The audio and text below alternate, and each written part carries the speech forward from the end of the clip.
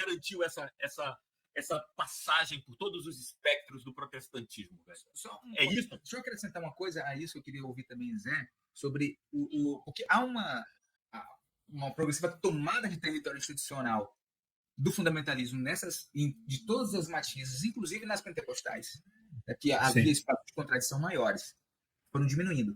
E, em direção diametralmente oposta, o movimento ecumênico perde força, essas igrejas saem do Conselho Nacional de Igrejas Cristãs, saem metodistas, saem presbiterianos, saem... E, assim, você faz uma relação entre uma coisa e outra também, eu estou correto em pensar que o enfraquecimento do ecumenismo tem a ver com a amplificação do poder institucional do fundamentalismo e que, se isso está correto, mecânica simples, a gente precisaria apostar mais em organismos ecumênicos, em diálogo ecumênico, a gente que é capaz de fazer o mínimo de diálogo interreligioso e ecumênico, enfim. E é bom, eu concordo contigo, irmão, e é bom a gente pensar o seguinte, né, que isso não acontecia só no meio evangélico. A gente tem o Papa João Paulo II chegando e também minando o ecumenismo. Sim. Isso. Então você tem uma cruzada, vamos dizer assim, mundial contra o ecumenismo, contra o comunismo, contra o ecumenismo, contra quaisquer coisas que dessem à igreja esse senso de libertação.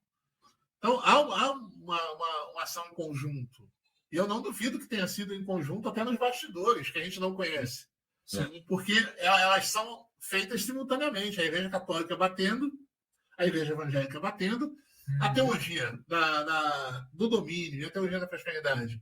Eles, nesse ponto, eles acham que... Eu penso que eles têm uma sacada muito boa, que eles não chegam aqui como movimento. Ou como igreja, eles chegam como teologia. Escola teológica. Escola teológica, espalhando. E aí você vai ver igreja presbiteriana entrando nessa, igreja batista entrando nessa, Assembleia de Deus entrando nessa. Ou seja, passa a homogeneizar aquilo que não era homogêneo. Então você estava numa igreja evangélica. Por exemplo, você chega nos anos 90 e anos 2000, essa coisa do louvorzão, dessa coisa toda... Não tem diferença entre um culto presbiteriano, um culto batista, um culto na Assembleia, um culto na Renascer. É tudo a mesma coisa. É tudo a mesma coisa. Você vai numa igreja... Então você não tem mais aquela coisa, estou numa igreja anglicana, estou numa igreja presbiteriana, estou numa igreja... Não, o culto era igual. As músicas eram as mesmas. Violão, percussão e aí entra o que o irmão falou, né, que é a questão musical. A música, nesse caso, é o elemento que faz essa amálgama. A música evangélica na década de 90 e 2000 ela junta, ela é a massa. Porque todo mundo está cantando a mesma coisa. Se todo mundo está cantando a mesma coisa, a teologia de todo mundo é igual, porque a gente canta o que a gente prega, a gente canta o que a gente acredita. Cara, isso é Lutero, aí, cara. Lutero já pensava nisso. Exatamente. Lutero já tinha no século XVI. Exato. Entendeu? O povo canta o que acredita. Então você tem uma teologia disseminada através das músicas. Os seminários já estão sendo dominados pelos fundamentalistas. A Igreja Católica reage com a mesma coisa. Aí que é interessante. A Igreja Católica não reage de modo diferente. A Igreja Católica reage dando a mesma coisa. Então, o movimento carismático, você vê isso no movimento carismático. E aí você entra nos anos 2010, já não é só a questão de você entrar numa igreja evangélica e todas serem iguais. Até a Igreja Católica é igual. Você vai numa missa, você está num culto evangélico.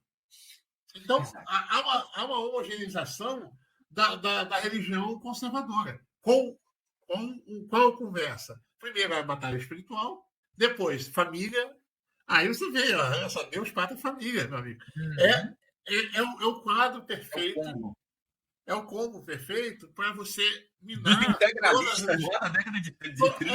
É o quadro perfeito de todas as estruturas, porque você já não consegue mais definir quem é batista, você já não consegue mais definir quem é presbiteriano, você não consegue mais definir quem é assembleiano. É tudo igual.